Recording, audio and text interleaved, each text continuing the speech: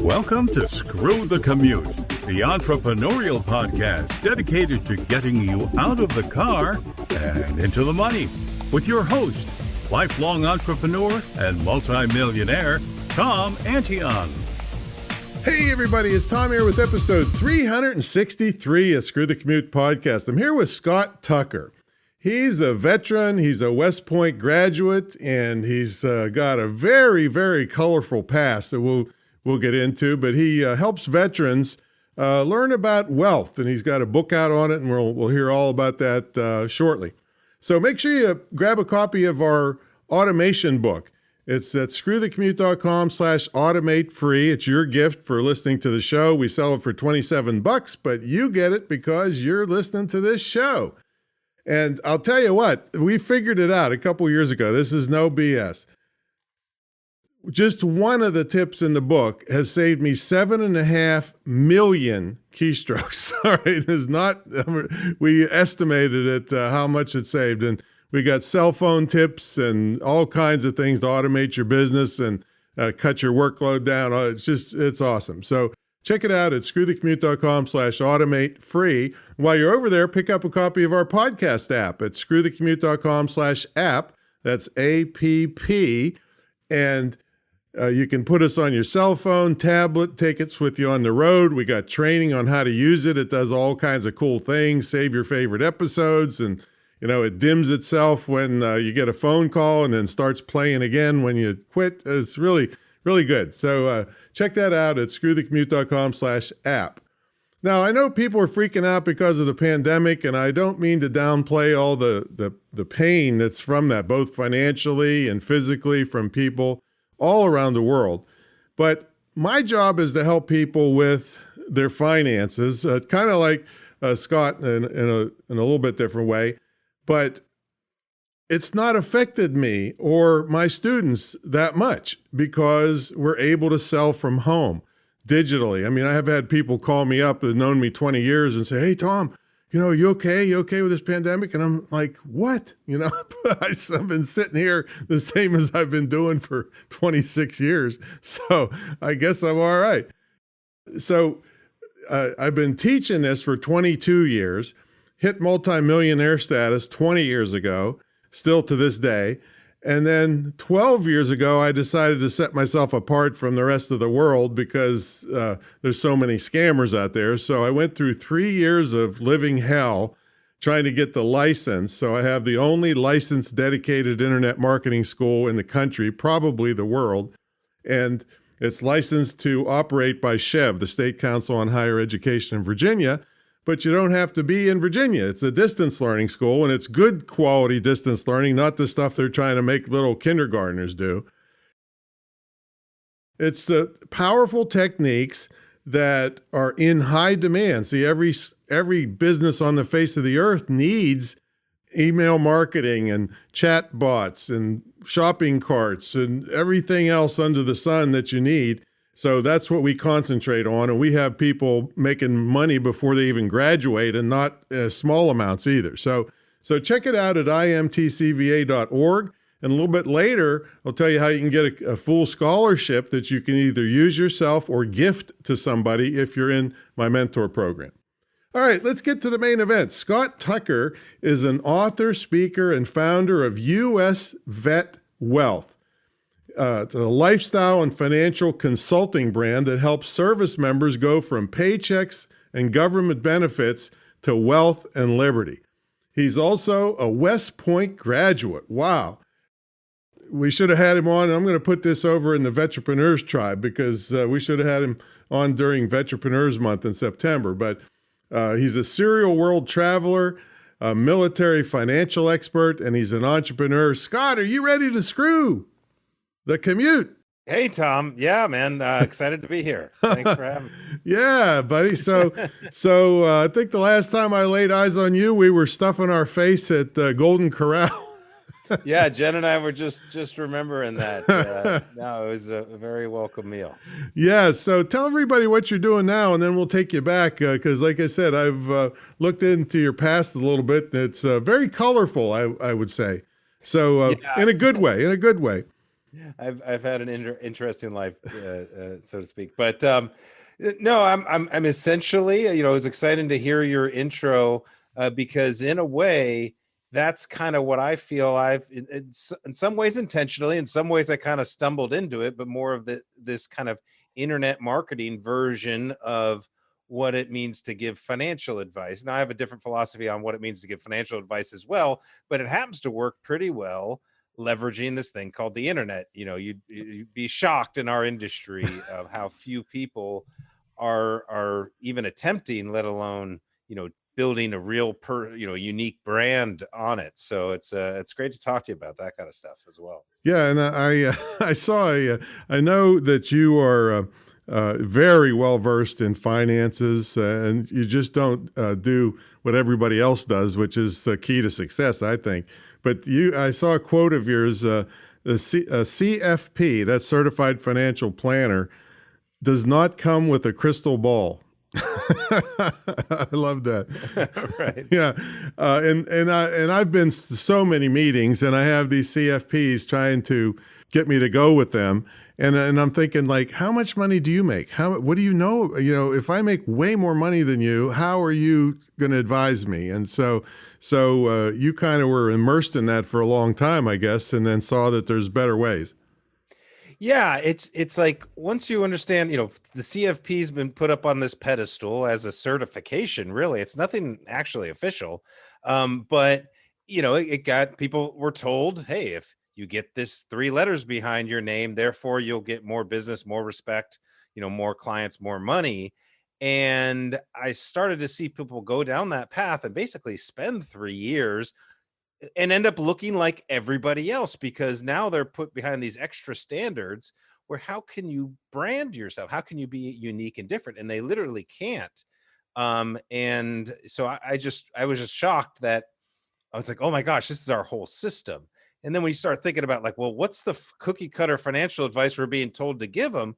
Well, why aren't we teaching them how to do this other type of financial advice where you go create your own sources of income? You're not just on one fixed income saving for retirement. I just got so bored of that story, found it to be so mediocre. And then as I started to look out, away from my, kind of very limited, worldview, just coming out of the military into the financial world, this is how things are. And then I started to see this kind of online world, and I just thought, why can't I be that goofy guy on the video or on the stage or whatever it is? Or and so I started going down this path and realized, wow, it's more fun.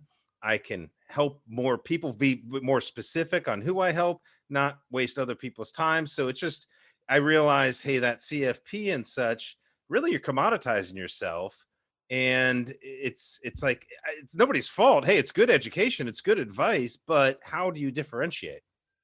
Yeah, and I mean, you did spend quite a few years getting this education because you worked with a lot of other mentors and other financial people, right? Yeah. I never went through the CFP certification per se, but I got all the various licenses you're supposed to get, and had a couple different versions of mentors, and went to extra trainings, and read every book you could about how to build a financial services practice.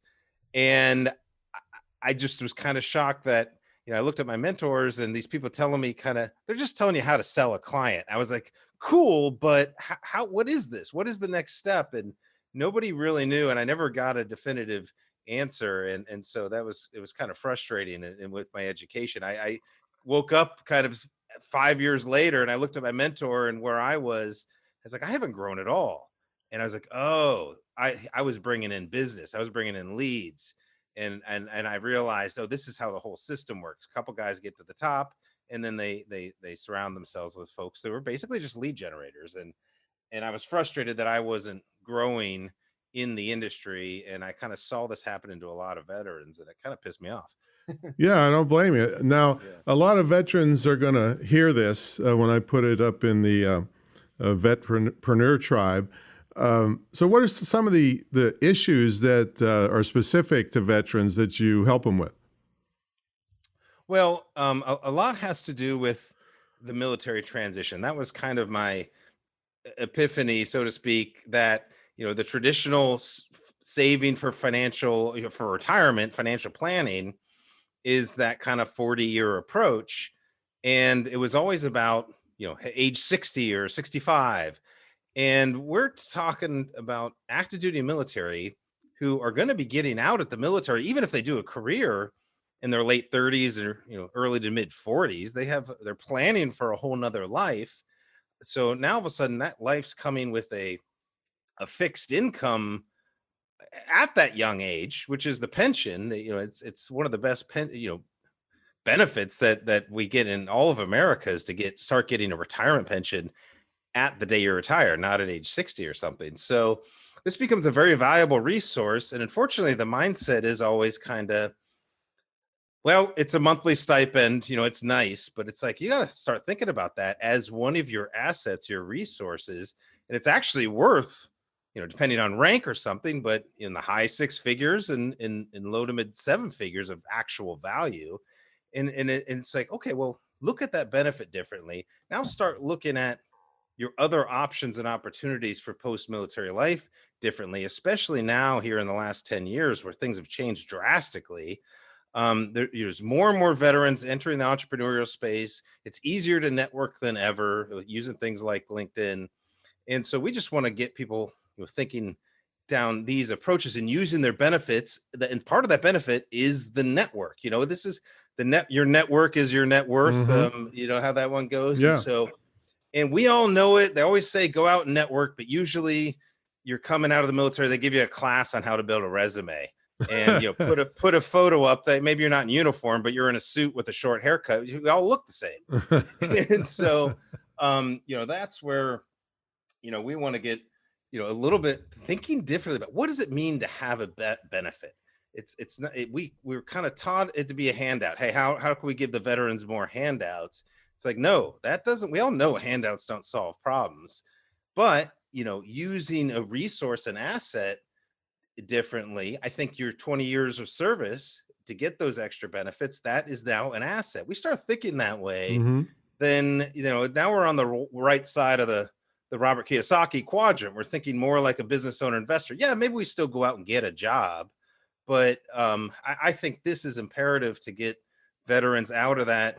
Well, this is my new job after the military. This is all I'm doing for the rest of my life, versus giving themselves permission to maybe bounce around as you're finding yourself. I think it took me at least 10 years, and I know I'm still searching. It's not easy, and we got to give ourselves time to find out who we are and what we want to do with ourselves, versus just get a job. So a lot of your information though would still help non-veterans, right? Non-military people. I would think so. Just in the whole sense that our American system is always about go to school, get good grades, get a good job, get in debt, retire. Yeah. and how many people do we know in our, I think I've read that 85% of Americans aren't excited to get up for their job every day. Yeah. And that's the real problems we have. And as societies get to be more comfortable, how do you find that purpose and meaning, and are we even looking for it? So if for some of our population they're looking for something, yeah, I would hope it would resonate. Obviously, I think everybody knows somebody in the military. We can always tie. My wife is we weren't married while I was active duty, so it took her a while to feel like a veteran spouse. But she had forgotten almost that she was a daughter. She's a Gold Star daughter, but she'd been so disassociated since she lost her father at a young age from the military, kind of forgot to associate with it. So, I think everybody can think about it in one way or the other. And that way I feel, hey, you're part of the family. We don't always have to have served. Yeah. And those 85% that aren't excited about going to work, the other 15% hate it. So, all right, let's take you back a little bit, because I was doing a little research on you, and it's just crazy what I learned about you is that, and how it relates to me. Every single person that I know on this earth that broke up with an opera singer took a motorcycle trip across Vietnam. It's uncanny. Yeah. Tell us about your crazy trips and all the stuff you did when you just decide to take off and find yourself?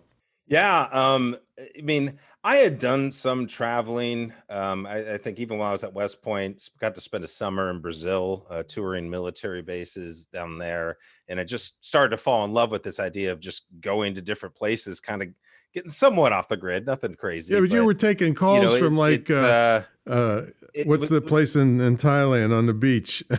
For Yeah, yeah, but I mean, but that's like co-PP where all the backpackers go, you know. So it's hard to really get off the beat. But I would love to have done something like that. But even still, um, I kind of fell in love with travel and yeah, I was stationed in Germany, got was dating a German opera singer, and I realized there's no opera singing at Fort Bragg, North Carolina. So basically I therefore I need to get out of the army and stay over there.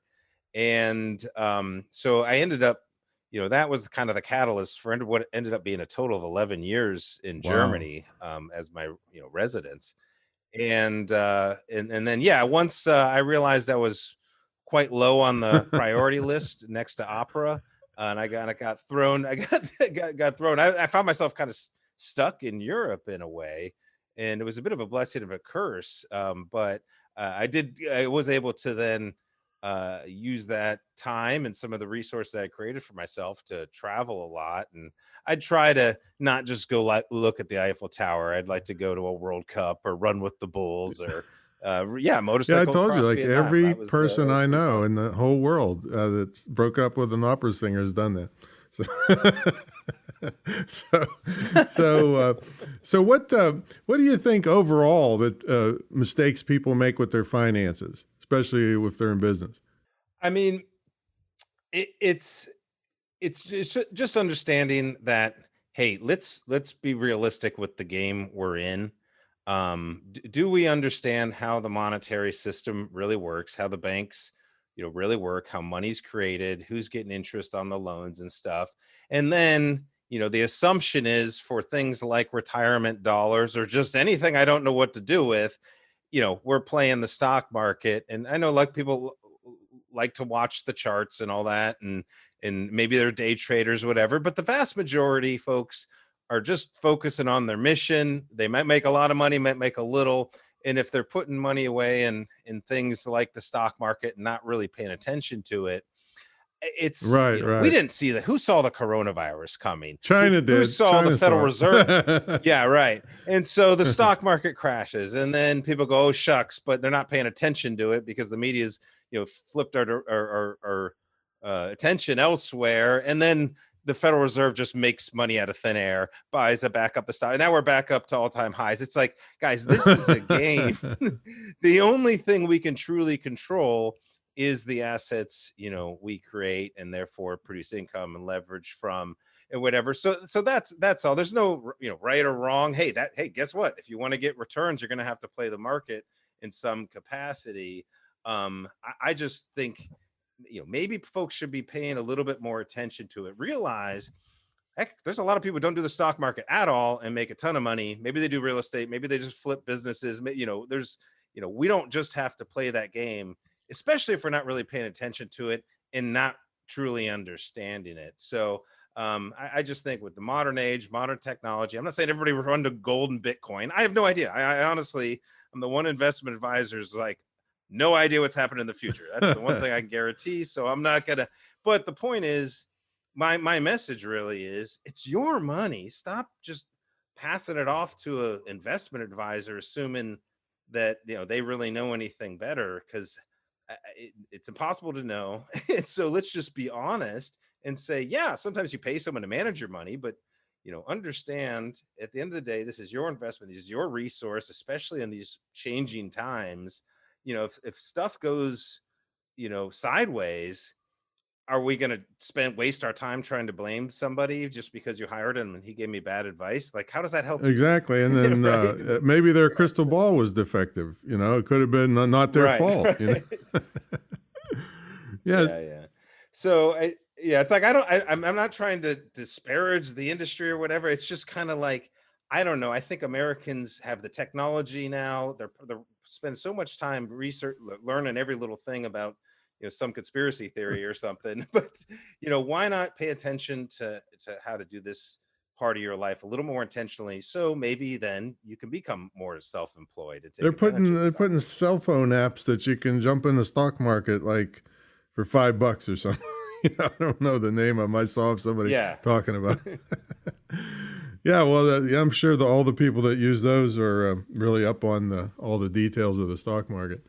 So you're married, and we're going to have your wife on here on a future episode. How did you meet her? Oh, that's they're great to have her on. She just got an award for her podcast, so really very proud of her and excited. So does she sing opera too, or is she a sore spot with her? No, she was really the first time I'd finally dated another entrepreneur, and it was just like immediately I was like, oh, somebody else who will understand. I was still trying to define it or understand it myself at the time, but but she was introduced to me to help me with my social media. So technically I had hired her. Oh, the boss. Huh? But no, very quickly we realized we could be helpful in each other's careers and missions and stuff like that. So do you still have to pay her for advice on your social media? One way or the other, right? Right. No, absolutely. She deserves every thing she gets for now. Speaking of social media, you're crazy about LinkedIn, right? Yeah. I'm kind of it's not like I'm a LinkedIn guru or LinkedIn nut. I just was like, wow, there's a kind of a unique opportunity right now, and it's still going on. This is me speaking to myself about 2 years ago, where this can kind of act as a testing platform for building a brand or whatever, to try to test video and writing and Gary V's tactics or whatever you want to do. It was just kind of because everybody was going there for content because they were sick of getting yelled at on Facebook all the time. So yeah, I'm very excited. You believe though you've got to put several years into it to get it to pay off. Is that what I understand? I mean, it all depends on whatever intention you're going after. If your intention is to meet a certain person or a certain type of person, with a weekend's worth of study and a couple, 2 to 6 weeks of concerted effort, it's pretty easy to network yourself in to something that you're focused on. I mean, LinkedIn isn't a resume platform. It's a networking event that's going on 24/7 on any given topic you want. You just choose how much time you want to show up at the event. So and if you're going to be the guy in the corner handing out business cards awkwardly, or are you going to actually add value? So in the beginning, a lot of people like me would think of it as, that's only business to business. The entrepreneurs don't belong there. Do you have any comments on that thought nowadays? I mean, B2C, essentially that's, I mean, I have a business to business offerings, but, also speaking to the actual military service member or veteran as an individual, we call that B2C. I mean, these are the professional. Who do you want as a client? A professional who's going to put themselves out there, try to enhance their career, try to get paid more, try to network and be helpful to other people. Those are the types of people showing up on LinkedIn. And so, I put out information about what I do, and every once in a while we connect. Somebody sees what I do. They want to learn more. I mean, it's just a nice way to get a lot of just from looking at people's profiles and chatting a little bit, being a little bit in the comments, you get to at least you feel like people pretty well. And by the time you get on a Zoom call, it's like, hey, what's up, man? Cool. You want to do this thing? Yes or no? No biggie. And geez, is that a nicer way to do this business, where I used to stand at a golf course all day on the third hole offering if people wanted to sign up for my gift certificate giveaway. It was I never have gone to a networking event ever. Yeah, because I thought I could reach 10,000 people sitting on my butt at home before I can reach 10 people that don't even really want to hear what I have to say. And I think that kind of proves my point is that someone like you saw the internet immediately, and yet people in the military, we don't necessarily have our cell phones on us 24/7 Right. because we can't. We're in a secure location, we're deployed, whatever. I mean, think about the hours behind our civilian counterparts we are in learning these what these technologies are. Um, Let alone understanding how to scale your brand to speak, instead of one to one, speak one to many. And that's where I thought, people got afraid of the Facebooks and stuff. They didn't see it as professional. And I think slowly on LinkedIn, at least amongst the veterans, but I think in general, people are understanding, oh, this isn't just a resume. I can actually communicate with like-minded people I want to get to know in my Yeah, community. and I imagine it's a shock to, be surrounded by people in the military and then sitting at home with your computer trying to start a business and reach out to the world. You look around and there's nobody to your right, nobody to your left, nobody behind you. I'm sure there's a learning curve and a little bit of shock to it. Oh, absolutely. I remember when I first hired someone to design a website for me. When she got finished, she said, "Okay, now when you start blogging," and I was like, "Blogging? I don't want to." I was like, one, what do I have to say? And two, I don't want anybody getting to know. I mean, this is me as a financial advisor trying to get business. I didn't want people to know me.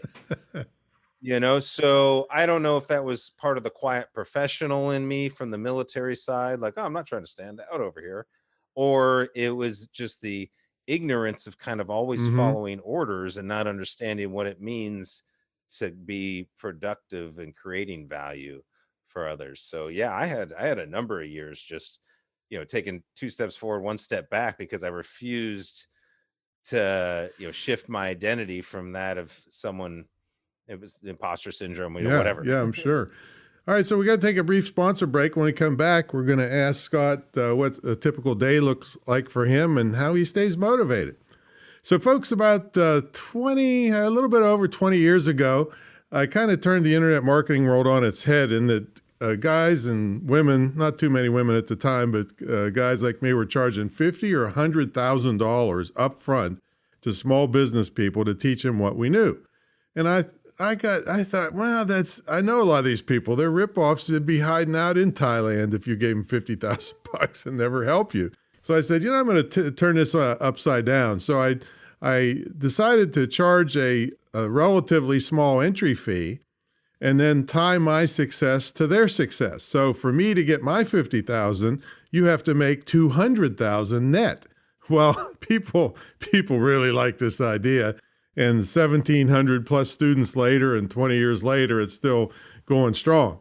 So that's what the nature of the program is it's a year-long training program. I claim that it's the most unique, longest running, most successful ever in the field of internet marketing, and nobody's ever challenged me on that. And I've dared them to bring up what I provide and what they provide, and nobody has the guts to do it because it's so unique. You get an immersion weekend here at the retreat center where you actually live in the estate here with me. Now, of course, after the pandemic's over, everything we do is one-on-one. We don't lump you in with people that are more advanced or less advanced where you're either bored or you're lost. We have a TV studio next door where we shoot high definition videos for you, which I've seen them at events, just one of them going for between $700 and $1,500. We've never had anybody get out of here less than 10, and we had a couple come in and do 53 of them.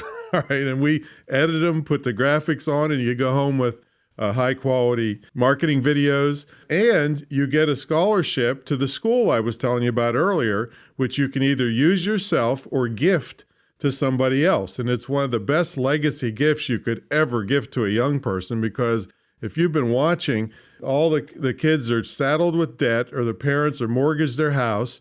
All they learn how to do is protest, and then they get out with an MBA and competing for jobs at Starbucks.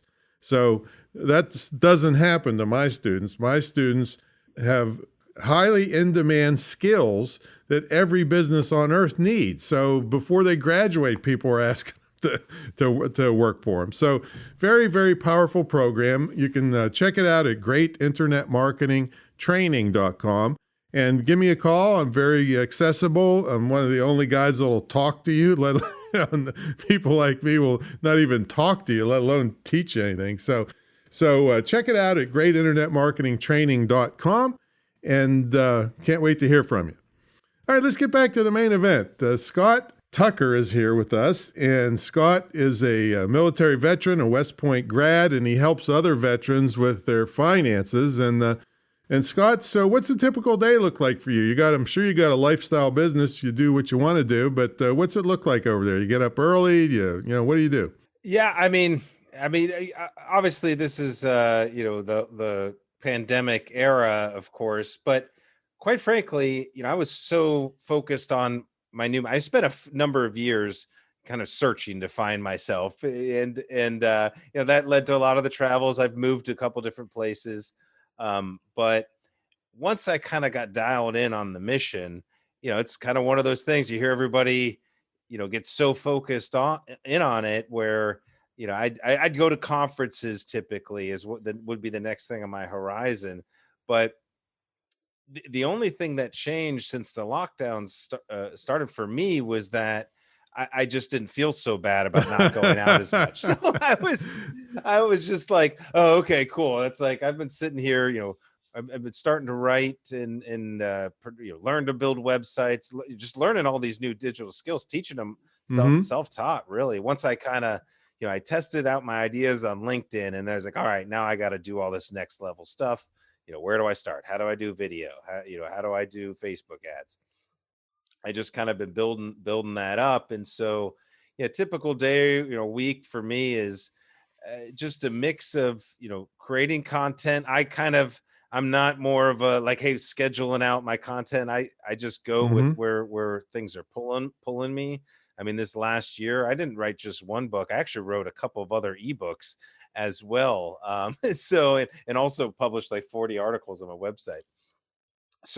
But right now I'm kind of all tapped out on the writing. Well, tell them about the books though, and the main one.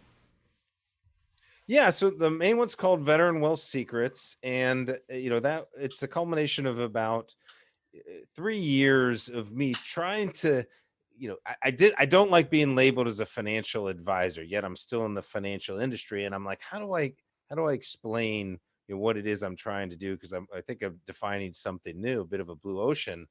But ultimately the book lays out the philosophy of, hey, if you're seeking, especially amongst us in the veteran community, if you don't want to just follow orders the rest of your life, then hey, it's okay. There's a different path. But it requires a different way of thinking about the world than we've really been told to believe, especially coming out of the military. And so that requires some kind of self work, some thoughts around your identity, and different ways to think about your money. So I lay it all out. The print version, I just got it back from the editor. It looks like it's going to be 342 pages. I meant to write 120. So I just kind of, it was a bit of a manifesto. I kind of had to lay out how I see the realities of the post-military life, the kind of education we're told to get or are getting, and how it's really not helping. Especially, financial advice, how it's really not helping motivate folks. And so we got to think about things differently, and then take some self-responsibility if we want to get what we want, if we want to do what we want, if we want to spend our time or money.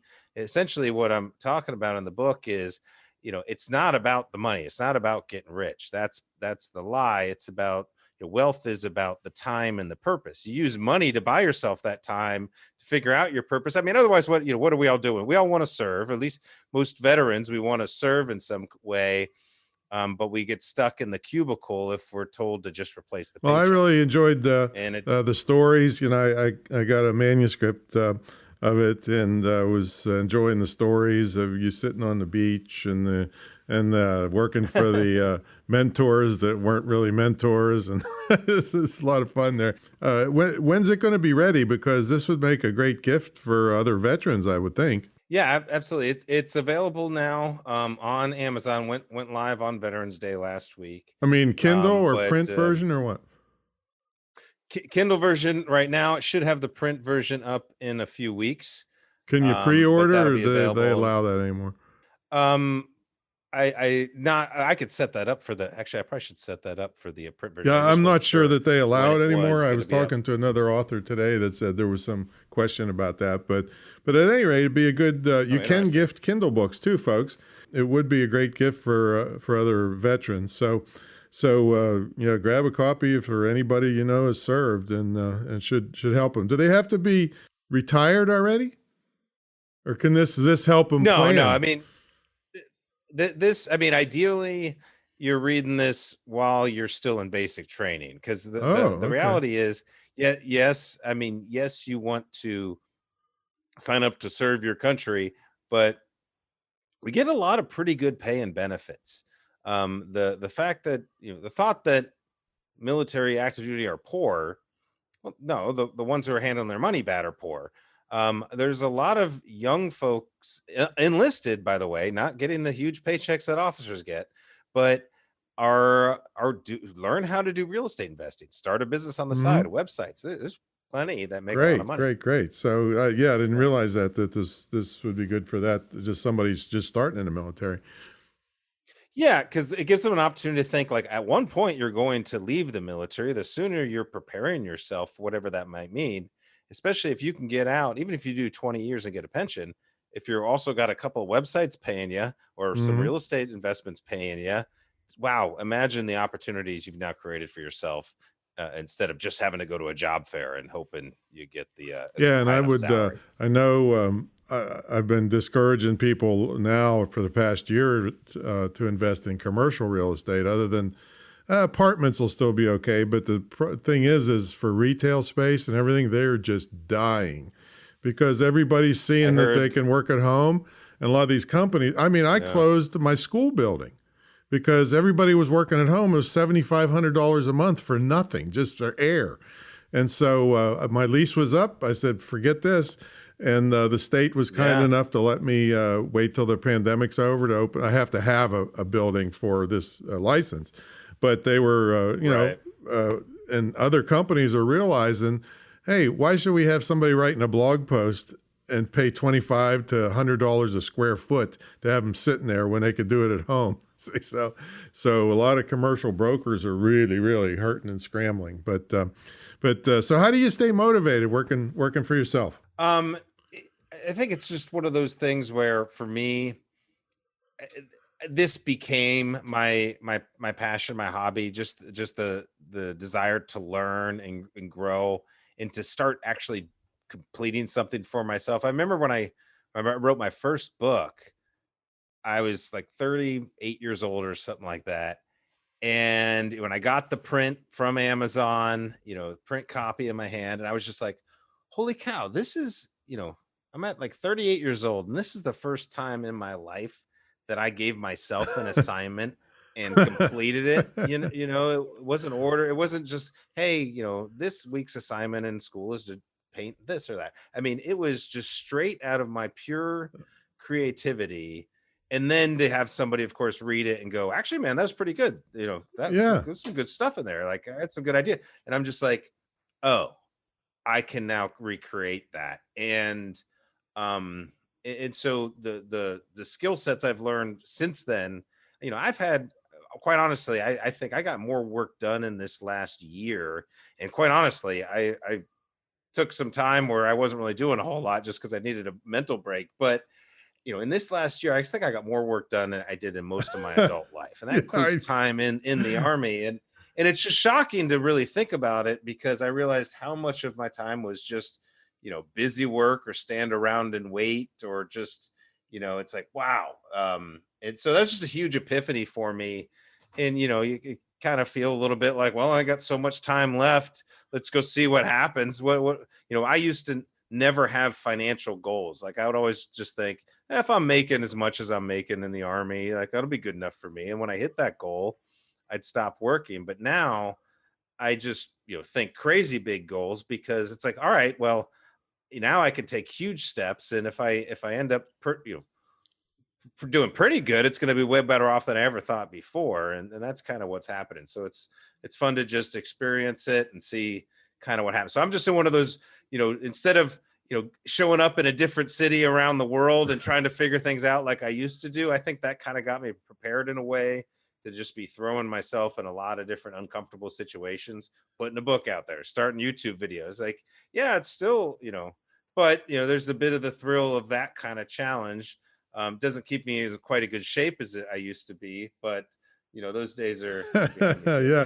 And I know that feeling about getting stuff done. And I've been fortunate, screw the commute. The name of this podcast, I never had a job, maybe a little bit in high school and a little bit in college, but never had a job. And, I claim I get more done before breakfast than most executives get done in their whole career. So it feels like that. I mean, it's honestly fascinating.